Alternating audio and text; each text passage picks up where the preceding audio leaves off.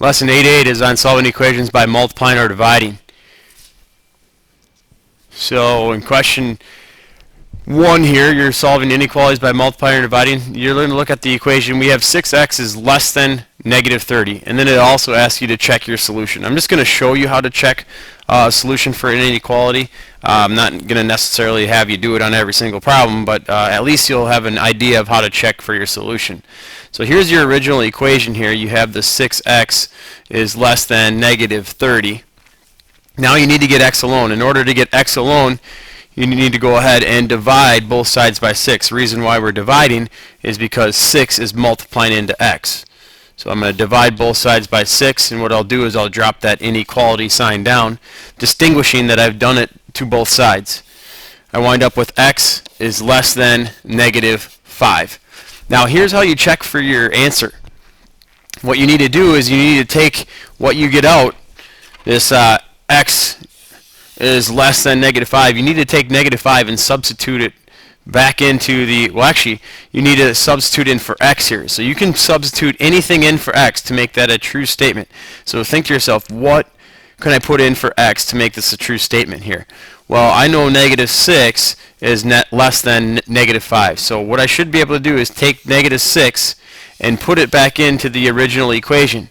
And it should come out to be a true statement. So I have 6 times x, well, x that we're going to use is negative 6, as we've indicated, is less than negative 30. 6 times negative 6 is negative 36, which is less than negative 30. This is a true statement, therefore it is a correct answer or solution to this problem. 2. Solve 1/2 p is greater than or equal to 9. So again, we need to get p by itself. Right now it has 1/2 on that side. 1/2 is multiplying into p. So what we need to do is divide it by 1/2. If you don't want to divide, you can multiply by a reciprocal. So divide both sides by 1/2. The 1/2 would cancel out. You're left with p is greater than or equal to 9 divided by 1/2 is 18. So p is greater than or equal to 18. Example 3, why don't you go ahead and work through it and then check back in. 1/2 is multiplying into p, so I divided both sides by a half, drop that inequality sign down, and I wind up with p is greater than 10. Everything so far so good. We jump down into the next few examples, and this is the big change here. The key concept for properties of inequalities. It says when you multiply or divide each side of the inequality by a negative number, so when you multiply or divide by a negative number, the inequality symbol must be reversed. So the inequality symbol must be reversed. So anytime you multiply by negative 4 or divide by a negative 4, anytime you're multiplying or dividing by a negative number, they need to flip. If you look at the prior examples here, in question 3 we divided by 1/2. It's positive, so it didn't flip. In example 2 we divided by 1/2, positive, didn't flip.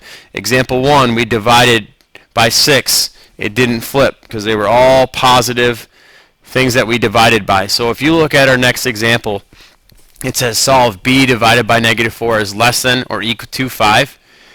We need to get b alone.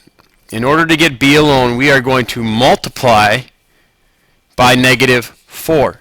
Now notice we've multiplied by negative 4. When you multiply or divide by a negative number, your inequality sign right here flips. So it is no longer less than or equal to. Your inequality sign will flip and it will be greater than or equal to.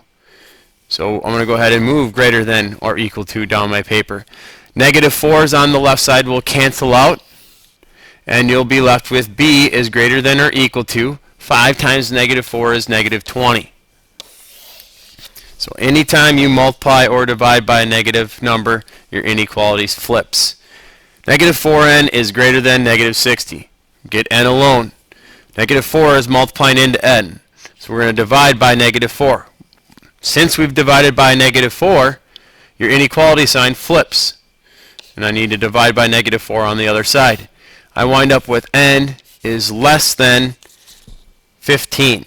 -60 divided by -4 is 15. Example 6. X divided by -3 is less than or equal to 7. So again, in x, I need to multiply by -3 because -3 is dividing to x. Multiplying by -3, inequality sign flips. So multiply by -3.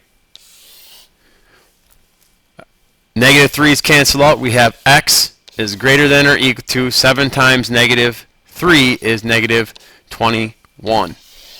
And again, you can go ahead and substitute in a value here that would make this a true statement. So let's say for x, in order to make this a true statement, I'm going to throw in 21. If I put in 21, 21 is greater than or equal to -21. So what you would do is you'd plug this back into that original equation up there. So you'd have x. This is just how I would check.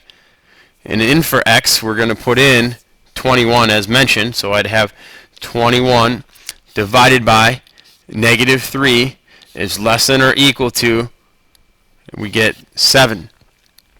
That's the original problem. 21 divided by -3 is -7 is less than or equal to 7. So it just basically, what it's doing is it's proving that you need to flip it.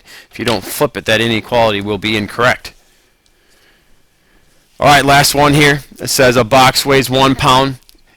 It is filled with books that weigh 2 pounds each.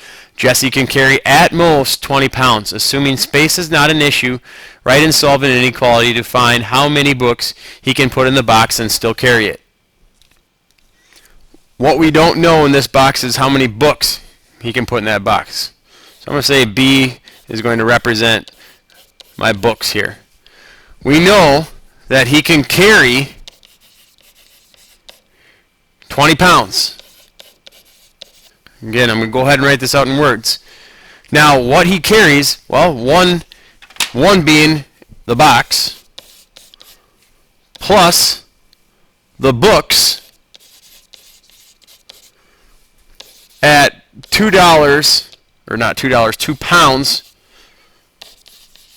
per book. Each book weighs 2 pounds. So now I'm going to go ahead and write an equation out of this, or an inequality. He can carry 12 pounds. There's my 12 pounds. My box, well, my box is 1 pound. Plus, it is 2 pounds per book. So I'm going to say 2 pounds per B book. Now I need to look back into that original problem up there. It says that Jesse can carry at most 20 pounds. Okay? This is what he is carrying. This side right there. Well, we know that side can be equal to 20 pounds because he can carry 20 pounds. However, this same side that we have here, that weight can't be over 20 pounds. Therefore, it has to be less than. So the 20 pounds that he can carry has to be greater than what he carries over here. So this would be his inequality. Now you need to go ahead and solve to figure out basically how many books, how many B's that you can put in that box. Well, solve it, so I'd subtract 1 from both sides. I'd wind up with 19 is greater than or equal to 2B. Now I need to get B alone. In order to get B alone, I'm going to divide each side by 2. My inequality is going to stay the same because I didn't divide by a negative number. So when I come over here, I have basically 9.5 is greater than or equal to B. So he can basically carry, he can put in that box, you're not going to be able to put a half a book in there.